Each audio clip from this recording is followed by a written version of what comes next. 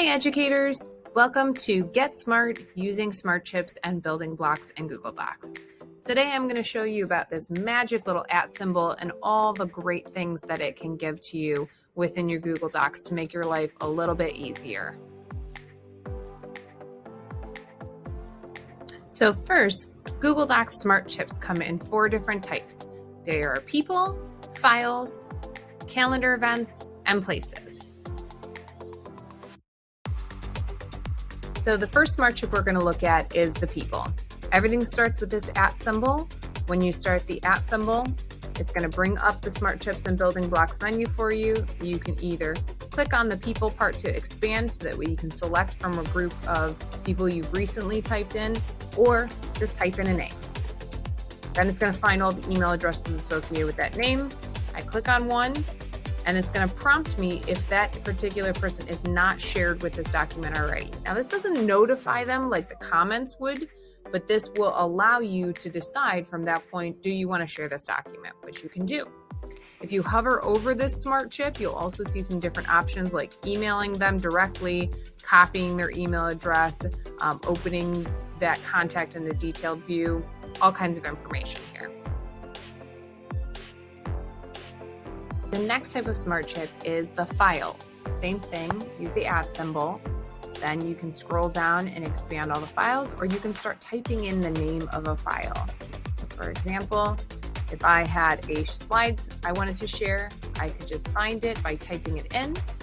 What's nice is I can open the preview from within this, and then I can click through and look at the preview of that particular file. It also links it really nicely, so that way I can see the title of it as opposed to a big long link. Same thing, if there are people in this document who do not have access to that file, it will prompt you to share that document with those people. Calendar smart chip is a little bit different because not only does it link to a particular calendar invite, but it also has the ability to incorporate the building blocks of meeting notes, which I will show you.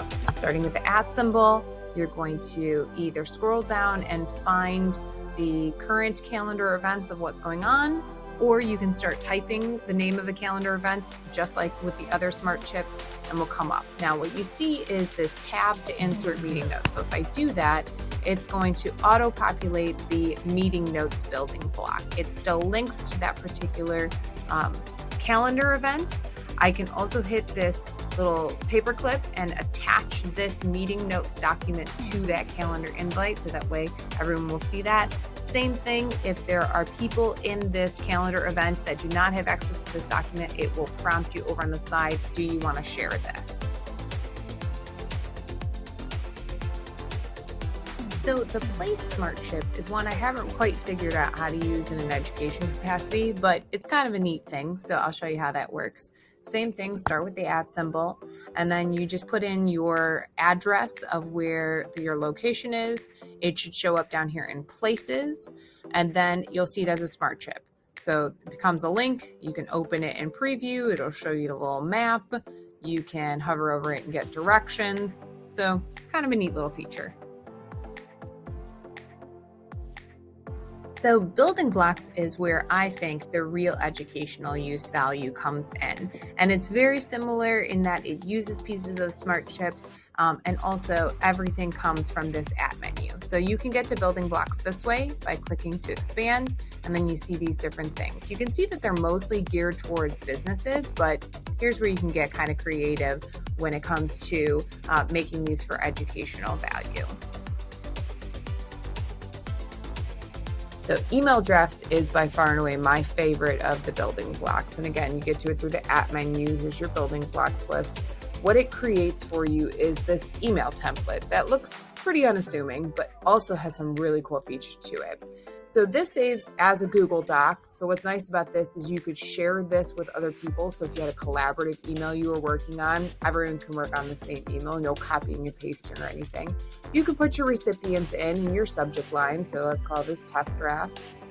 And then you type in this box the email message. So this is your draft of your email. But here's where the magic hits. I click this preview in Gmail button and up pops a new window that is an actual email that this has exported all of the text from this document, and then I can just hit the send button right from here. Super, super nice. If you're like me, if you send a lot of the same emails over and over again, or same emails year after year, anytime you update this, so if I want to update the text, then I can click my preview in Gmail button again, and it will pull the new text in. So again, I use this year after year. The last of the building blocks that I'm going to talk about, it kind of all goes together under these multiple different ones, the product roadmap, the review tracker, all that good stuff, and it is the drop down. So you can get a drop down in a building block by clicking any of these different these table building blocks. They all actually have the drop down menus listed in here.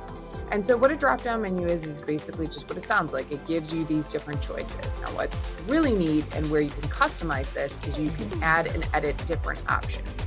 You can add in, so like an extra option, you can change it to a different color, save it, and then either just this instance of your use of this drop down or all the drop downs. So if you are going to have another product tracker, and you can apply this change to all, so maybe all of your products are going to have the same drop down option. Again, then it shows up right here. The other participants in your document can't change this. Just like with any table here, you could add additional columns to it. You could add extra rows to it, whatever you want to do. Now, maybe you don't want to customize this table as it stays or as it stands. Maybe you just want to use the drop-down menu. That's going to be up here in the Insert button. So I click Insert, I click Drop-Down, and I can put this drop-down anywhere I want to in a document. I can make my own table and put it in that document. I can just have it just in the middle of some text.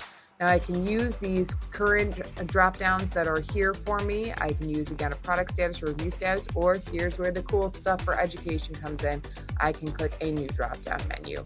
Maybe I want to make this a multiple choice option. So I'm going to do red for A, blue for B,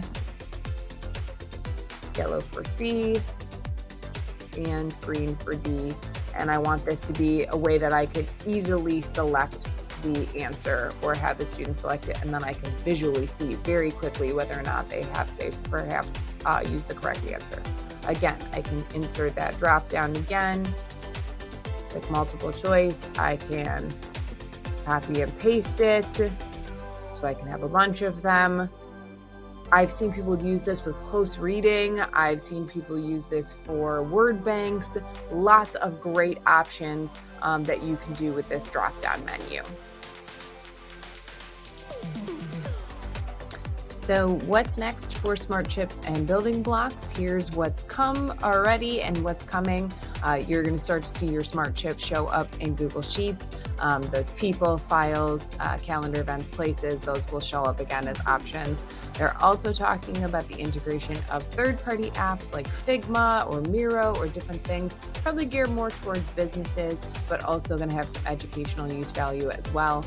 And then John Soash just previewed from the Google Cloud Next conference that we are going to see customized building blocks in our future, which I can imagine will have awesome use value in our classrooms. Hope this is helpful and hope you enjoyed this video.